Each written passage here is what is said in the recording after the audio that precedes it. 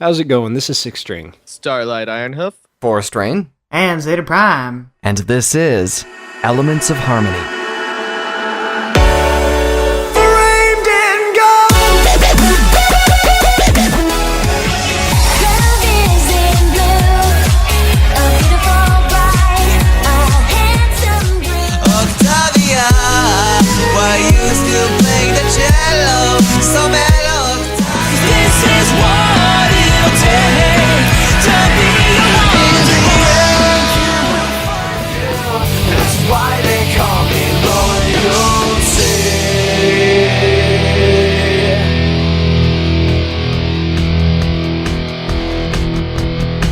Tonight on the show, we have Equestrian Lord, described as the most metal band within the fandom.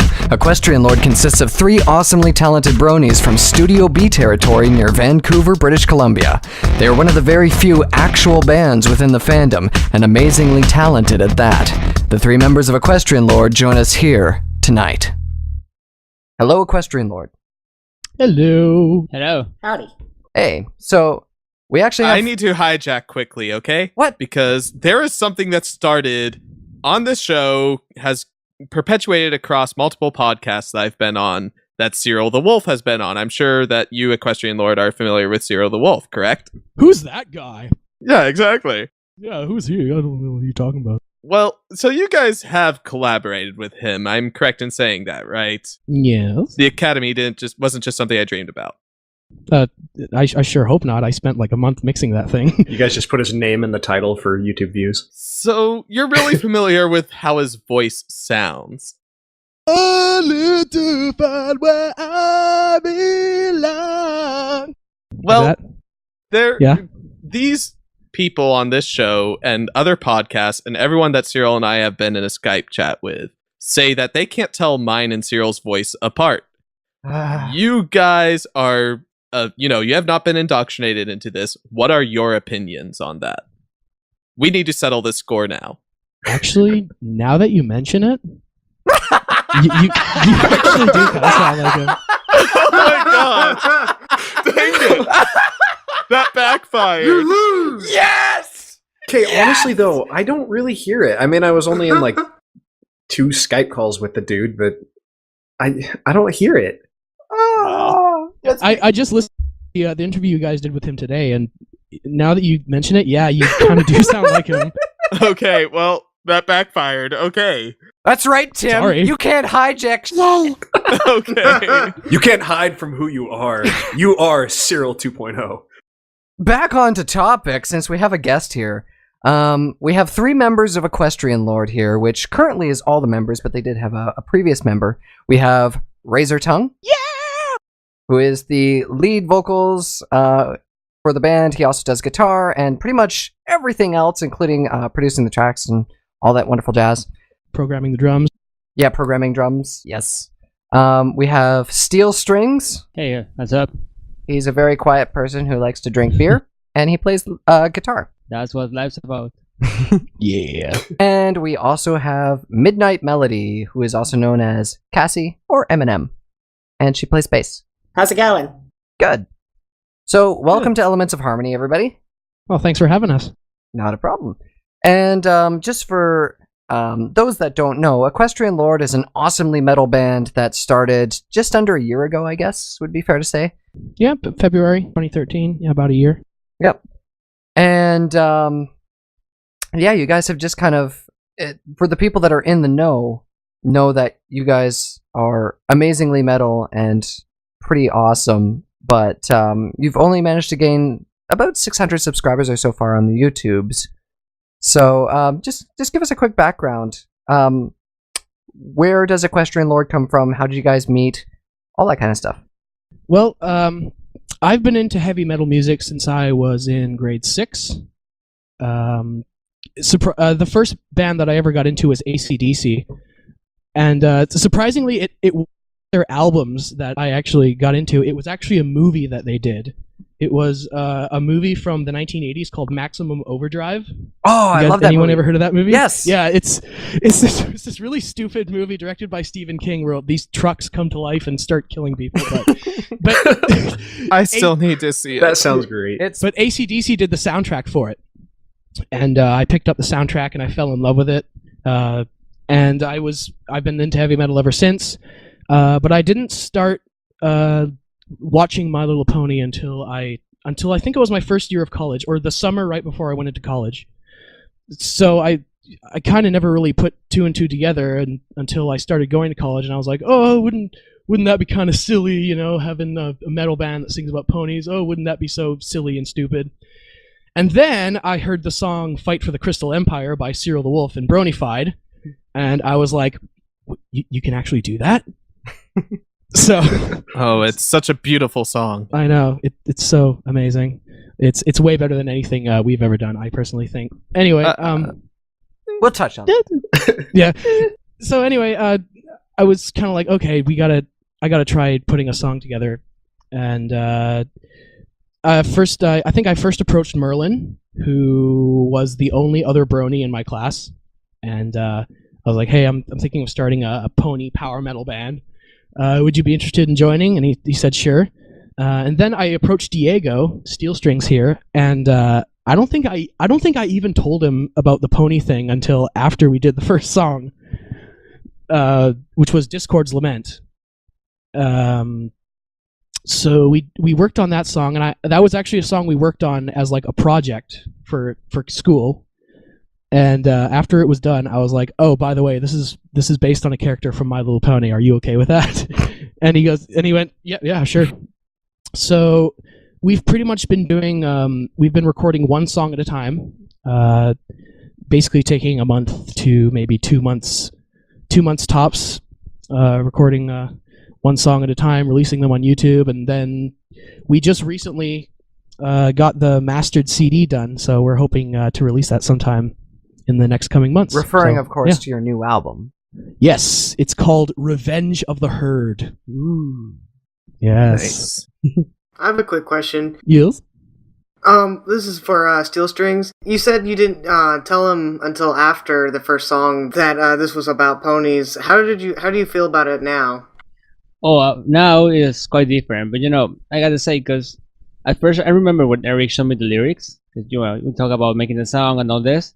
I'm all bright, kind of like power metal, speed trash. Then that's what I really like. This sounds amazing. And he showed me these lyrics, and actually I almost cried. It was like, oh man, this is so deep. Inside of me, it was like, this song is deep, man. I was suffering and stuff. And then he was like, later on, I found out it's like about ponies. Like, what? It was it was quite interesting. But it took me back to my past, because when I was younger, like maybe kind of like sixth grade, something like that, I used to have this album.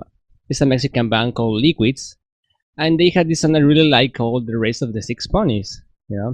It wasn't like childish songs. It was like Spanish rock, like Spanish rock musicians really smoke weed, so they get these crazy songs. So probably I connected with that. So I don't know, man. It's kind of interesting. I'm fine with this. It's pretty fun. All right, yeah, man, that's pretty cool. It's cool to see that this kind of brought you into the herd and it kind of had a connection with your past. That's very interesting. Thank you. We kind of roped him into the Brony fandom against his will, almost. But it all seemed to work out pretty well. Yeah. He likes the show now. I think he describes it as cutesy Looney Tunes. Is that what you said it was? Yeah. Well, that's a good comparison. It really is. Yeah. So, how much of a Brony are you now, Diego? Like, do you watch the episodes every week or anything like that? Well, I always wear a ponytail, but I don't know if that really counts. That counts as swag. Yeah. It was quite easy to watch the series at first, because I used to live with my auntie. She's in Canada. Mm-hmm. I have a couple of twin cousins. The little girls, like 7 years old, they are hardcore My Little Pony fans. They were like, okay, girls, show me all what it's about. Like, let's watch all the episodes on Netflix. And it was pretty fun. Like I would tell Larry, oh, it's like cute little tunes. Like colors are pretty cool. I don't know. I wasn't expecting this, but I don't know. To say that I'm a brony, I can't get there. I try, man, but I'm here for the music and some of the colors, but yeah, not, Some of the colors. I You can't know, get. the colors are a big part of it. Oh yeah. Oh yeah. Mhm. Make you feel happy inside. You guys already mentioned AC/DC. Do you want to talk about a little bit more of your influences? Because the song with Cyril, actually. The Academy? Yes. Yeah. I heard a lot of influences from stuff like Judas Priest and Iron Maiden. At least that's what it Oh, sounded yeah. like to me. Yeah, definitely. Personally, for me, more so Judas Priest than Iron Maiden. I'm a bigger Priest fan, but that's just me. So yeah, AC/DC was the first hard rock band that I ever got into. And then it kind of just got heavier and heavier from there. I started with AC/DC, then went to Aerosmith, and then stuff like Van Halen. And I think the one night where my taste shifted from rock to metal was one concert I went to back in 2006. I was a huge Aerosmith fan, and I went to go see Aerosmith and Motley Crue in Vancouver, and Aerosmith sucked. They were terrible. They were awful. It was one of the worst concerts I've ever seen, but Motley Crue were awesome. They blew Aerosmith off stage. So That's awesome. so yeah, after that night, I kind of got into more Motley Crue, and from there I went into stuff like Metallica and Slayer, Iron Maiden. So it kind of went from there. What about Cassie? The way I kind of got introduced to these guys is I actually saw their ad on Craigslist looking for a bassist, and they said that they were in a brony power metal band, and I'm a huge power metal fan, but I am not. My musical taste compared to Razor Tongues are pretty different. When I listen to power metal, I'm more into modern power metal. So stuff like Nightwish, Amaranth, Camelot. I'm all about the 80s shit, man. Oh man, I love the 80s stuff. Okay, who said that Nightwish wasn't metal? Like, I was talking to them before the show. What? Someone said Nightwish wasn't metal. Who said that? I will go and pop their kneecaps. Please don't hurt me, Tim. Yeah. Wait, Infinite, did It was you? Our executive producer of a music show said Nightwish isn't metal. You know what? I'm going to tell Anili Heed that you said that. Yeah, so like as I said, I'm not really into the old stuff. Playing with this band is basically the first experience that I really have playing with like sort of 80s thrash kind of stuff. So my influences mainly are Dream Theater. I'm really into progressive stuff. John Mayung is definitely my largest role model in terms of bass playing. Dream Theater's like my favorite band. Yeah, They're I'm pretty awesome. actually going to see them when they come to Vancouver. Aw. Moving on to Diego too. Any influences? All right. I guess the first metal stuff I was listening to, I must say, was kind of like Limp Bizkit and Linkin Park. Yeah, that was on TV and the radio. It was like, well, that's pretty cool. But yeah, I wasn't really listening to the voices, but the heaviness of it. Like there's some really, really good stuff in Linkin Park's music. I still believe. But then, yeah, I think the turning point for me was the movie School of Rock. You seen that one? Yeah, it's like that is a one of good my favorite movie. movies ever. Yeah, That's actually my intro movie to metal for a lot of people. Yeah. yeah, it really is because well, Jack Black, of course, the way he speaks about rock and all that, he was like, what's it all about? Here's some songs, and then you pick up Black Sabbath records, Deep Purple, and you find all this amazing stuff, and you want to play those on guitar. So that's when I got my guitar, start playing these riffs, and you move on into the more, of course, Metallica. It's like I think we all meet there, all the metalheads. Mm-hmm. And then I become like a music junkie, looking for music every day, different bands. You get, oh no, it's a very long story, man. But Diego's a huge Blind Guardian fan. Dude, yes, I love Blind Guardian. Okay, quick story about Blind Guardian. I saw them live, and I'm a metal vocalist myself, and Hansi Kursch is like a huge influence on me. And he comes out onto stage, scans the audience, and I'm sitting there staring him in the eyes. And our eyes meet, and they're just like hung for 20 seconds while the intro to their song is playing. And then I just start nodding, and he starts nodding, and it was awesome. So did you get invited up onto stage, and did you sing it, or did he just nod at you? I should have tried. I don't know. No, that probably wouldn't have gone well. Get on with it! Well, it was more of a nodding like, okay, yeah, this crowd has energy type nod. Oh. I have to say, this is definitely one of the most humbling interviews ever, because we're spending this whole time talking about other bands. Well, you know what? This is how metal goes. And actually, I just want to say this quickly, Diego, that's actually a lot of how I got into metal because, well, I grew up in a Christian family, and I mean, I am Christian, but they were all only orchestral music or Christian music, and then my friends were listening to like Korn and Limp Bizkit and that stuff, and I was like, this is more of what I want, but it's not quite what I want. And then I heard Ozzy, but then I didn't know that that was metal. Then went back to the Limp Bizkit and Korn for a while, and then it was like, here's Metallica, Iron Maiden, and Dream Theater, and I was like, yes. I feel really guilty because, like, the reason that I like Dream Theater, I kind of owe it to Guitar Hero, and I feel really bad for that. That's not bad. A lot of people learn about stuff through Guitar Hero. I learned about Slayer through Guitar Hero, believe it or not. Wow. Yeah. I knew about them before. I didn't actually like listen to them. My brother did, and I was like, ugh. When I was like 4. I'm kind of proud to say that I've never owned Guitar Hero Rock Band. It consumes your soul. Just throwing that out there. Although, as a guitar player, it starts to screw you up. If you learn a song on guitar, it's like impossible to go back to Guitar Hero. Yeah, actually it is. And it's even worse because I'm left-handed. Oh. So playing Guitar Hero left-handed upside down is the worst. I've always had that problem with it too. You're lefty? No, not the left-handed thing, but just like the Guitar Hero thing where I can't play it because I'm too used to playing actual instruments. Mm-hmm. I can do the singing though. Singing's great. Yeah, I actually really love the singing. It got me practicing like 3 hours a day because I wanted to just sing all the time. It helps you get your intonation because if you're pitchy, it'll pick it up. Well, intonation's actually my strongest point, so. To kind of backtrack a little bit, you guys talked about that there used to be another member of your band. Did you guys want to talk about that for a second? Yeah, sure. The basic premise was he was in the band since the very beginning. But he's an excellent Merlin is a really, really good dubstep musician. Like, I've heard some of the dubstep stuff that he's done. Sounds fantastic. He's actually one of the main composers on Crisis Equestria, that new audio play that's coming out. Okay. And I've heard some of the stuff that he did for that, and it was amazing. So he was kind of putting all of his focus into that stuff. And then he would come to band practice, and he would like not know how to play any of our songs, and we'd have to show him how to play it. And then he'd come back the next week, and we'd have to start all over again, like he wouldn't know it again. So we basically just went to a mutual agreement where, that seems to be the dubstep composing stuff seems to be your strongest suit, and that seems to be what you're putting the most effort into. So, do you guys still keep in good contact? Oh yeah, I actually work with him, so. Okay, yeah. So. Oh, cool. Yeah. What do you do with Merlin? What, at work?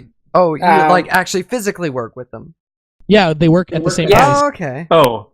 Yeah, I thought we were still talking about music. We live in the fandom world where work doesn't exist. Yeah. Well, real world, what's that? We both work in a kitchen in the same pub. So. Oh, okay. Oh, you had an interesting story about your kitchen, actually.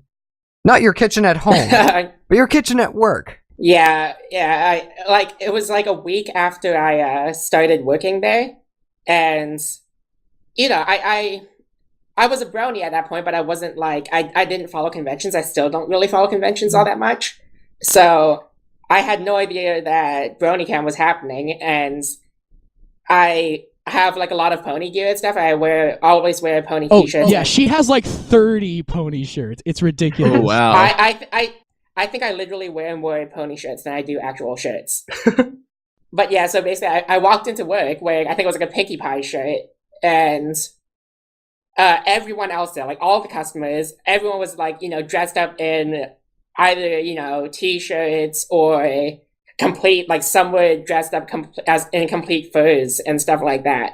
So, I just kind of, made my way into the staff room and said hi to my sous chef, and she just looked at me and gasped and was like, "Oh my god, you're one of them."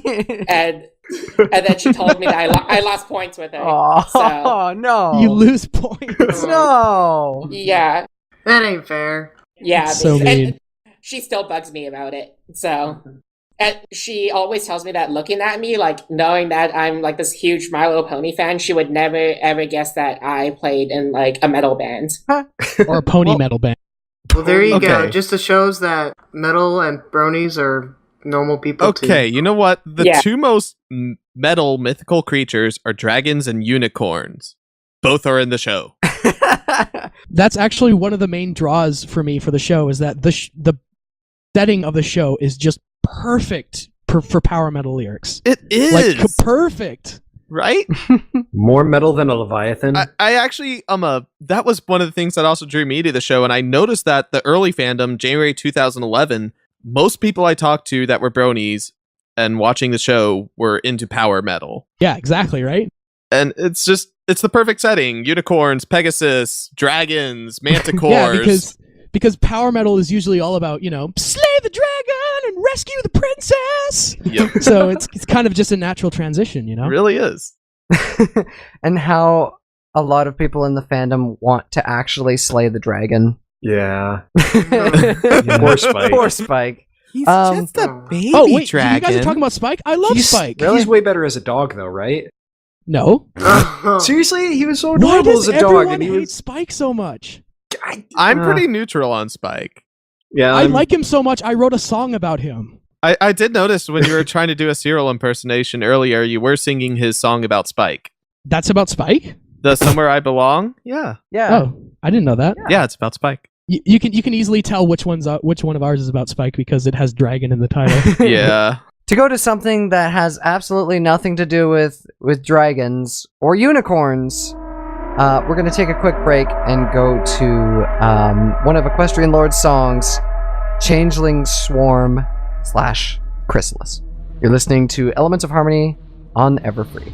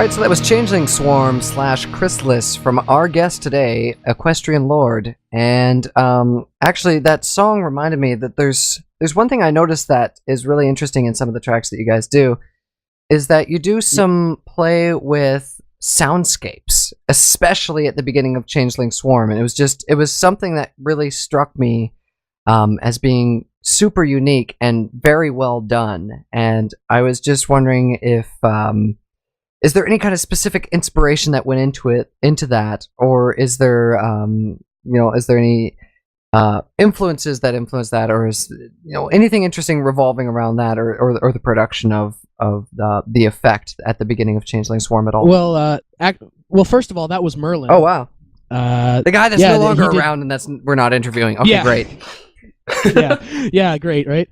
Yeah, he composed the intro. He actually composes a lot of the ambient sound effect stuff in our band. That's what he was best at, because he's a dubstep guy, right? So he's really good at like making really weird noises and sounds and stuff and incorporating them in. I still don't really have any idea of what he did to make that.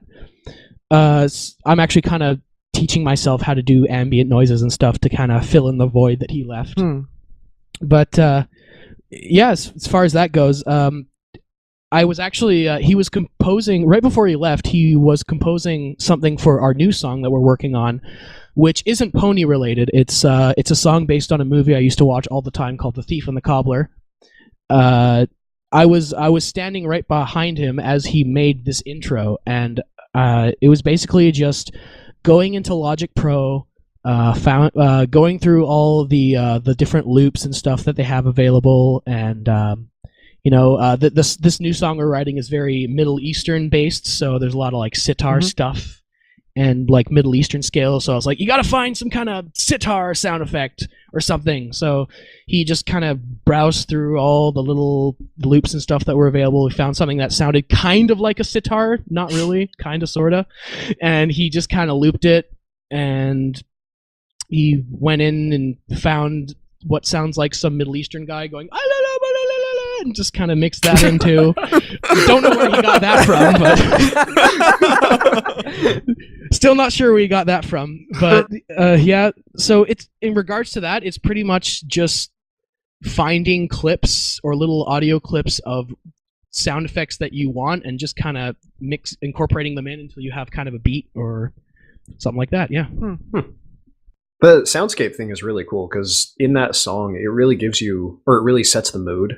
Yeah, very well. Yeah, totally. Yeah, that's going to be the first song on the album. Nice. So. I like it. Very nice. Yeah. He's good. The other thing I noticed too is that a lot of your videos feature like slideshows of a bunch of different pictures. Yeah.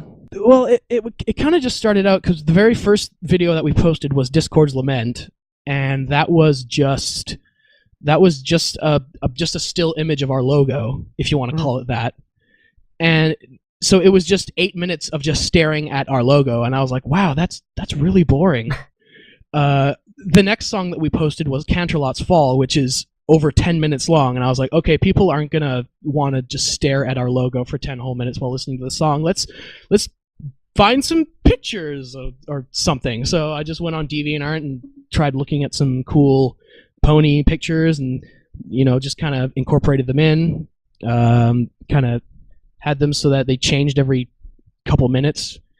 There's no real like rhyme or reason to them, just whatever. If the song's about Chrysalis, I'll put pictures up about Chrysalis. If the song is about King Sombra, I'll just find some cool pictures of King Sombra and just kind of put a slideshow to it and like be like, oh, I only have 3 pictures, okay, we'll just put 3 pictures up. And yeah, that's about it. I always put the links to the artwork in the description, so I hope that's okay. Well, you haven't been yelled at yet, right? No, surprisingly not. There you go. You're using my artwork in this video. For us laymen who have no idea what the various types of metal are and believe that Avenged Sevenfold is a metal band, explain to us what power metal is and why it's significant to the show. It's all F sharp chords. Yeah. Power metal is basically Dungeons and Dragons metal. That actually makes it kind of alluring now. Yeah. Yeah, it's Steel bikinis and dragons, dude. yes, it's heavy metal that's played at a moderately fast tempo. The lead singer is usually like actually singing, like not doing any growls or grunting, like actually singing in a clean voice, with falsettos and everything, like the yeah, all that stuff. Sometimes they'll have keyboards doing like orchestral elements. The lyrics are usually based on famous works of fiction, or just made up fantastical lands and singing about riding horses and slaying dragons and sitting around the round table. So it's medieval metal. It's basically just medieval metal that you'd listen to at medieval times or something like that. Think Dio Holy Diver. Yes, that is a power metal album. Just to quickly expand upon that, it was really born out of being an answer to the death metal genre gaining a lot of steam, which started with Venom and all that. Yeah, actually, I think power metal came up before death metal. I think it was in the 80s. It was power metal. It started out with thrash. I know that thrash metal was like the start of all the extreme stuff that people listen to now. Thrash started, and it kind of dominated the underground scene, and all the other genres kind of like branched off of thrash metal. Like Venom kind of started both death and black metal in a sense, Yeah. and they started in the '79, and the first two power metal bands were really Blind Guardian and Halloween in '85. Yeah, that sounds about right. It was kind of an answer to the takeoff of growling vocals. However, death metal itself didn't necessarily formulate until a little later, I suppose, but the foundations for it were kind of there already.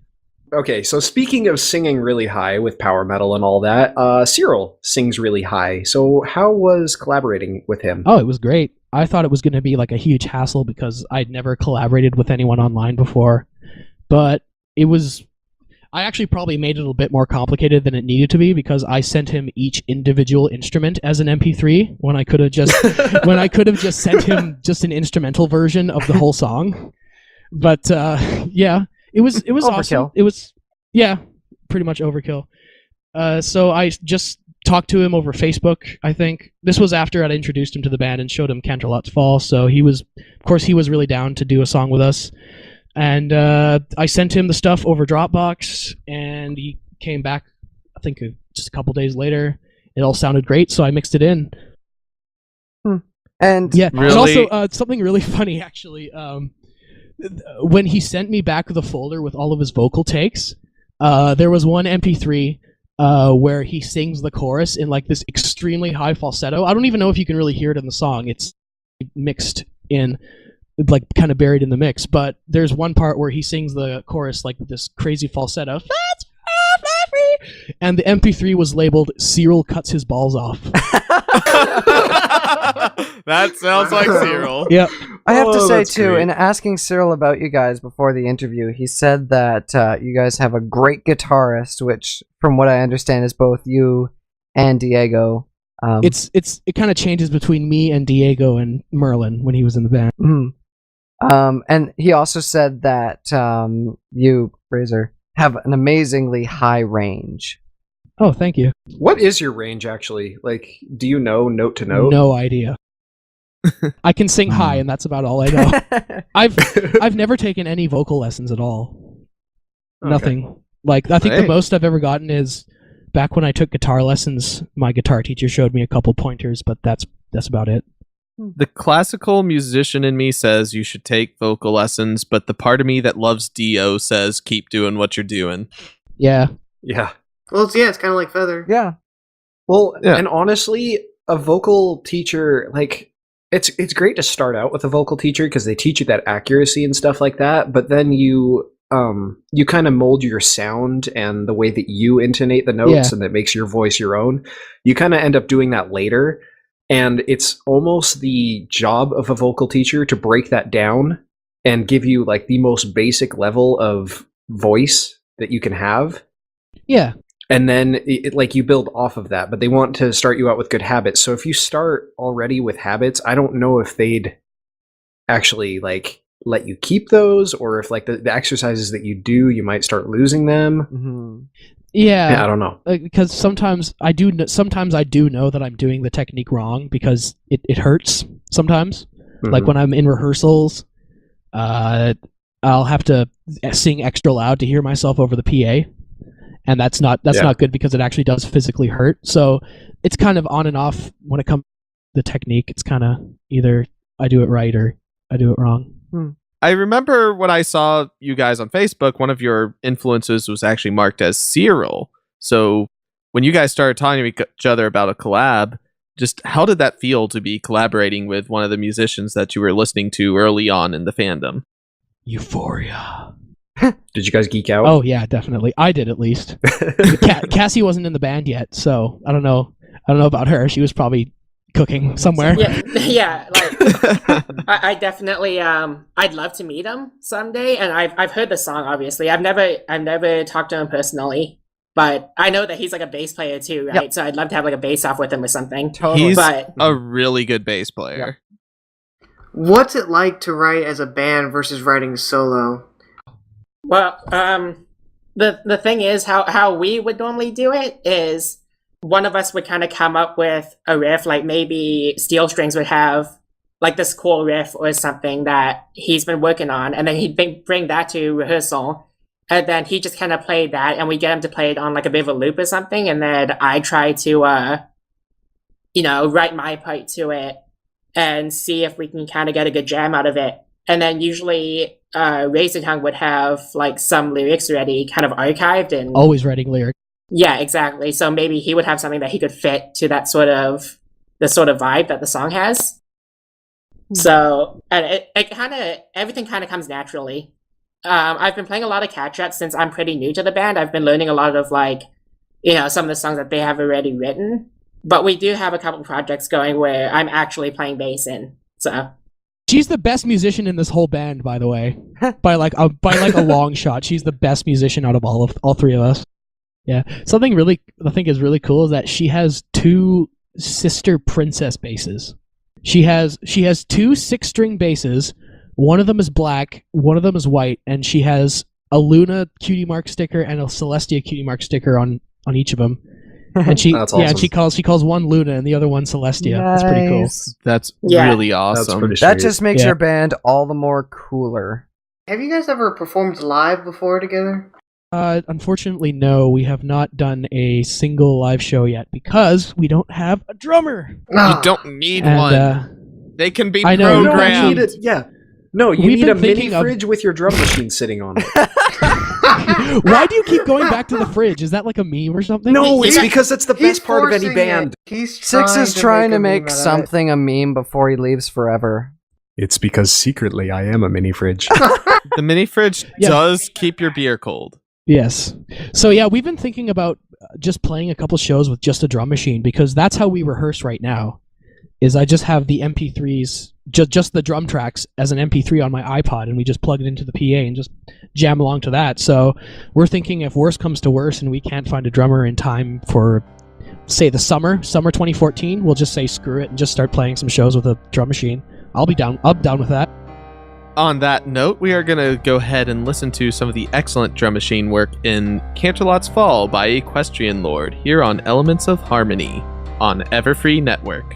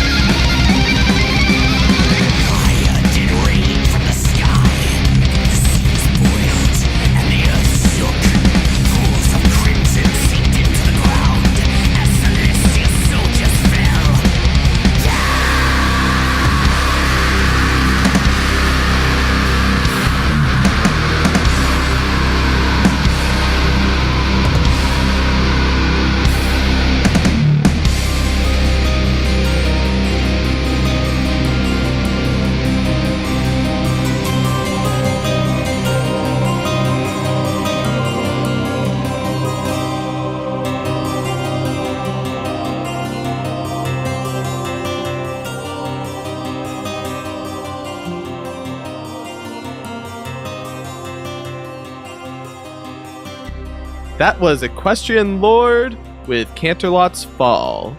My favorite song. It was actually the first song I heard from you guys. I heard it when Really? it was posted to Equestria Daily. That was also the first song that got on Equestria Daily. Yes, it was. And now talking about that song, I mean, it's like over 10 minutes. There's a lot of interesting recording things you guys do since it's a full band. How about you guys talk a little bit about your recording rigs? Okay, my gear basically, I have this guitar, like, it's my first, like, on guitar that doesn't hurts, that it feels comfortable to play and everything. It's my beloved Kelly.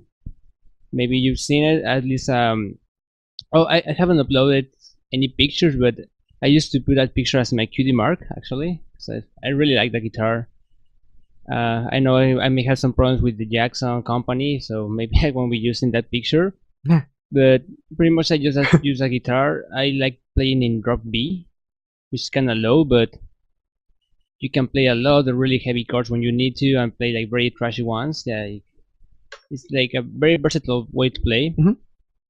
Real quick, what gauge strings do you use? I like 9 to 45. Really, 9s? Yeah, I know a lot of people are surprised because for drop B it's kind of light. Yeah. But it really sounds good because also I have the EMG pickups, the active ones. Mhm. So they catch like any sound you put, any sound, they get it right for metal, at least in my opinion, through any amp. Like in amps, I don't really have an amp. We record everything through the DI and we blend all the stuff there. And just real quickly, how do you record the guitar? Do you go through any kind of like modeling amp or anything like that, or is it all real amplifiers, just recorded with microphone? We have a Focusrite USB interface here. It's actually what I'm using to record right now with my microphone. This show is which brought one? to you by Focusrite. Yeah, I know, Yes. right? Yeah, I think Yeah, most of us are we're all using Focusrites, Focusrite. actually. It's great. Yeah. Yeah, so we don't use any actual amps or anything like that. It's all done in the box. It's all mixed on my laptop. Yeah. So we run the guitar through the Focusrite interface into my laptop, and I have this plugin I think it's called SoftTube. It has a whole different bunch of amp combinations and racks and stacks and stuff like that. So we try to go for the most metal sounding amp that's available. I think we usually use Metal Amp Room. Specifically, I think it's the Dagobah setting. There's like one setting that we always use that sounds really, really awesome, and that's like our go-to guitar setting. Can you call it the Dagobah system? Maybe. I guess so. Okay, for my two main basses, I use a Douglas WO826, which is Celestia, and I also have my Ibanez GSR, I don't even remember, 256 or something, and I use my Douglas mainly for drop C tunings, which I use most of the time in the band, and Luna I use more for like standard drop A and drop C type tunings. For strings, I play Ernie Ball. I go 130 to 32 gauge, and my recording is basically the same as Diego's, except I run through an M Audio into Guitar Rig. Yeah, her bass tone is actually a combination of 4 different bass tones mixed together. Jeez. Wow. The wonderful world Yeah. of recording. I find just how natural the drum sound is in your recording really interesting. Can you tell us a little bit on how you program the drums and get that more natural sound out of it? Yes, I am actually very, very used to recording with no drummer, because in every single band I've ever been in, that has always been the biggest problem, is finding a drummer. Like, I believe I'm inflicted with some kind of curse where I can't seem to find a drummer. I can find every musician except a drummer. I'm actually pretty lucky that I found a bass player. Yeah. So yeah, my drum programming days pretty much date back all the way to high school. And actually, about that curse, I mean, the interesting thing about a drummer is they're really the timekeeper of a band. They're the most important aspect from that sense because, they're kind of your onstage metronome. And if you don't have a good chemistry with them, your band's just going to fall apart. They also arguably have the most expensive and hardest to move gear out of all of them. As I was saying like earlier about like how Eric wrote all the bass for like all the songs before I joined the band, and now I kind of have to relearn all of that stuff the way a guitarist would write bass. If we get a drummer now, they would kind of have to relearn all the drums the way a guitarist would write the drums. So I don't know how well that's gonna go by. I mean, it's really just one of those things when you step in, you just kind of got to make things your own. Yeah. I can't seem to find a good picture of the drum machine, but anyway, it was this little tiny drum machine that I had, and I would program each sequence. Like each sequence was about 4 bars long. I would program like a little beat, and then I would program the drums live. Because back when I was in high school, I actually recorded a whole album with my previous band on Audacity. Oh, I haven't released it though because it sounds like total crap. But yeah, it was with my thrash band called Morbid Sanctum, and we wrote such colorful titles as Chainsaw Sodomy and Dominatrix with 3 X's. Dominatrix. Oh, excellent. Yes, excellent. So yeah. What I would do is I would program the drums live. So I would have the drum machine hooked up to the microphone input in the back of my PC on Windows XP. And I would just hit record on Audacity, and I would just kind of have the sequence going, and then I'd have to program the next sequence in at exactly the right moment. So I'd be like, okay, I'd be counting down 1, 2, 3, 4. Next sequence in 3, 2, 1, go, and I would have to plug it in, and then to cover up the fact that it was switching to another sequence, I would have to hit the cymbal button. Wow. Yeah, so it was very, very primitive back then. So I've kind of been programming drums ever since I started recording music. So that's kind of one of my strongest suits. And in terms of what you said earlier, making the drums sound realistic, I think it's down to just my techniques have improved a lot because I don't even really use a drum machine anymore. I just use all MIDI. I have a separate MIDI track for each drum, like one for the kick, one for the snare. Actually, I have the snare drum that we use is actually a combination of 2 different snares mixed together. Okay. And yeah, so having that control, having like each drum separated into a different track, kind of gives you the control to kind of tweak it as much as you want until you have the perfect sound, you know? when you record them, do you actually play them through a MIDI keyboard or through a drum machine in order to get that that sort of variance in velocity? See, the funny thing is, I actually do have a MIDI keyboard, like a small one that I bought for $50, but I barely ever use it. I usually just go into Logic Pro, which is the program I use to record because I have a Mac, and I just go to the MIDI window or the piano roll window, and I just input the notes manually with just a pencil tool, just with my mouse, just click, just draw them in, click, go back, listen to the drum pattern, and then I have a set velocity for each instrument. I think the kick drum is usually 125. Yeah, there's actually not a lot of variation in terms of velocity. It's usually, if you listen to the snare, it's very consistent. It doesn't get any louder or any softer. In most of the songs, it's usually just a consistent volume. In your transition from drum machine to MIDI, what kind of drum software are you using? Are you using like Drum Kit from Hell, Easy Drummer? What are you using? I'm not even really using a drum program. It's just upload the basic drum presets that are in Logic. Like for the kick drum track, I'll just go to Logic Drums, just go to the presets that they have built in and just try to find a good sounding kick. Or wow. Oh, so you're like legitimately writing like with MIDI instruments, like you're not using a step sequencer or anything? Putting the instruments in by hand. Oh, wow. Just writing all the MIDI by hand. Logic's not too bad, actually. Logic is my best Logic's friend. a really good program for songwriters, and that was a thing that was pushed. It's very user-friendly, It was pushed for me when I was in college, was that if you wanted to be a composer and compose stuff so that you have, good control over MIDI and everything, use Logic, because Logic has the most versatility so far as a good sound when you're actually doing mock-ups for stuff, and also great MIDI capabilities so far as what you can do so far as actually outputting, score and stuff like that, or just modifying the MIDI in general. Yeah. And that was something that Pro Tools took a long time to catch up to. I hated Pro Tools for the longest time. I can't use anything but Pro Tools because it was banged into my head throughout all of college.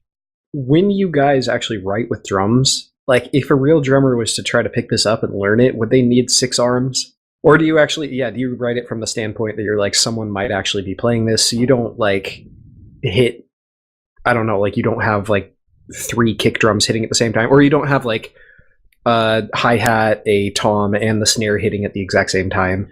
Yeah, I try to make it playable for drummers, but at the same time, sometimes it'll be like 6-arm drums just because I'm just because of my ignorance sometimes, because I'll have the hi-hat going, and then I'll have a cymbal hit, and then I'll forget to delete the hi-hat where the cymbal goes.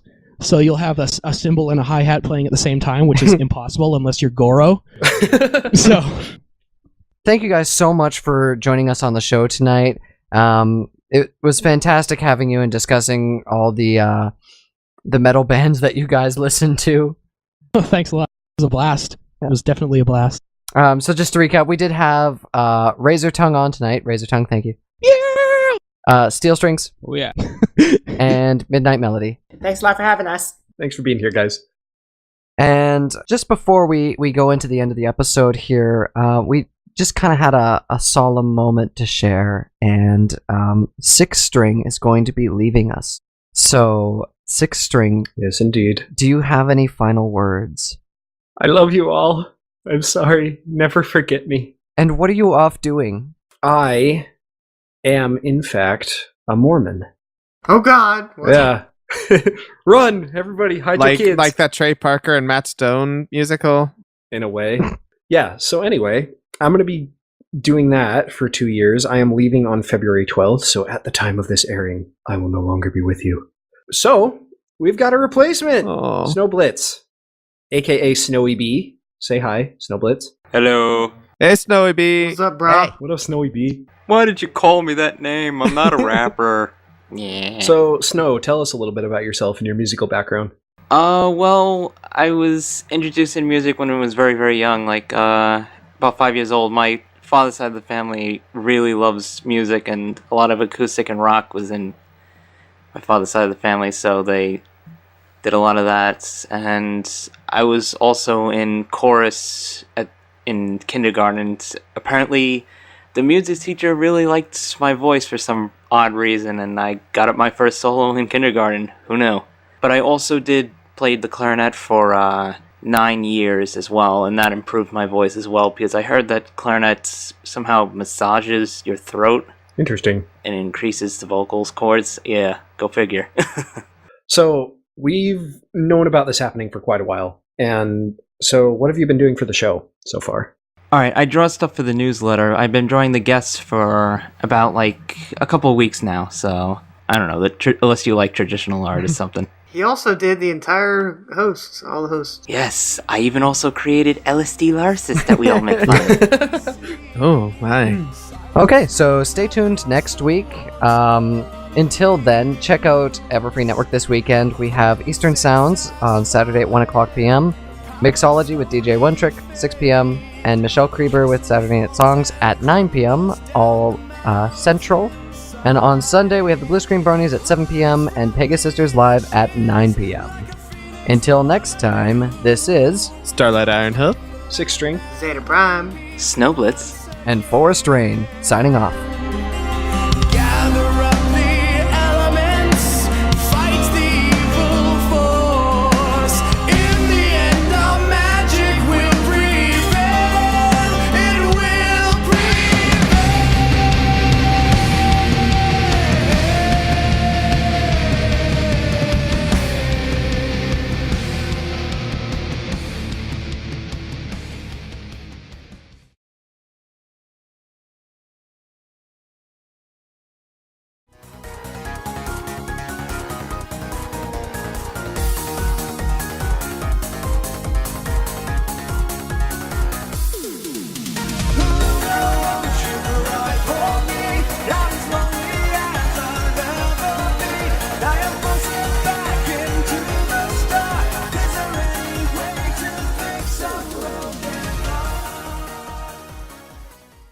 That's how I like him.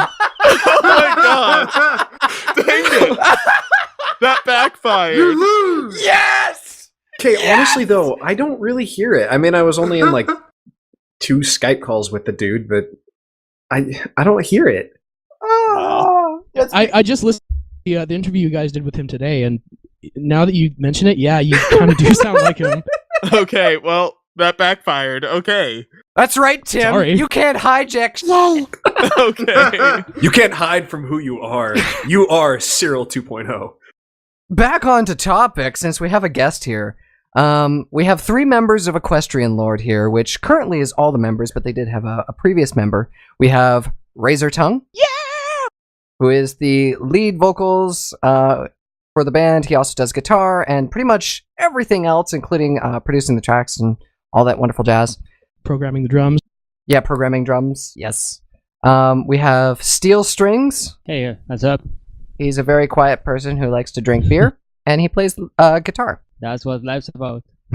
Yeah. And we also have Midnight. Hello. Howdy. Hey, so we actually have... I need to hijack quickly, okay? What? Because there is something that started on this show, has perpetuated across multiple podcasts that I've been on, that Cyril the Wolf has been on. I'm sure that you, Equestrian Lord, are familiar with Cyril the Wolf, correct? Who's that guy? Yeah, exactly. Yeah, who's he? I don't know what you're talking about. Well, so you guys have collaborated with him. I'm correct in saying that, right? Yes. The Academy wasn't just something I dreamed about. I sure hope not. I spent like a month mixing that thing. You guys just put his name in the title for YouTube views. So you're really familiar with how his voice sounds. A little find where I belong.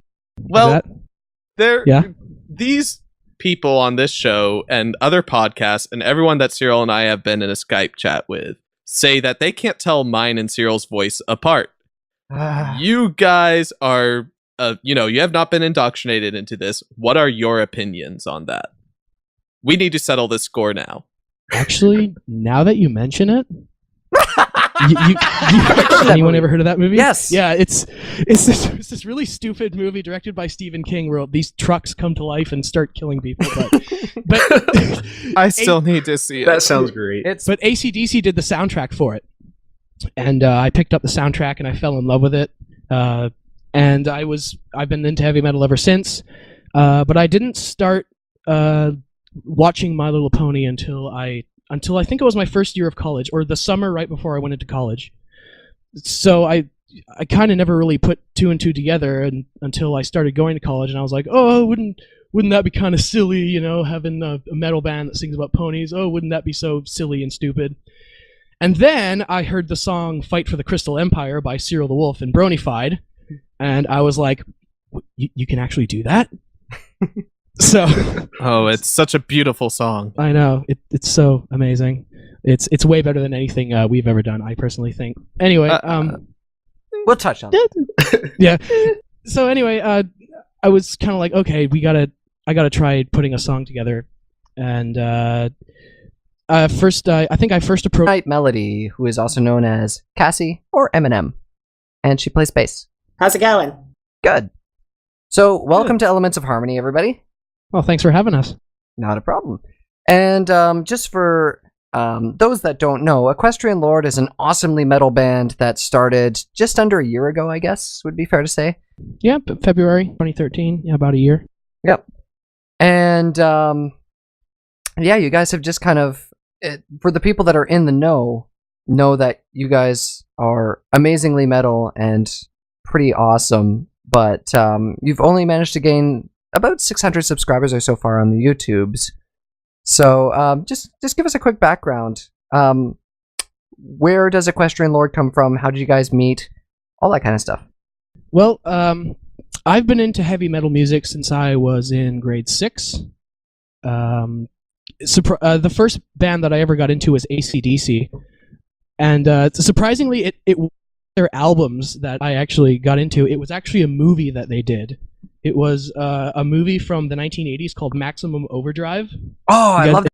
How's it going? This is Syx String. Starlight Ironhoof. Forest Rain. And Zeta Prime. And this is Elements of Harmony.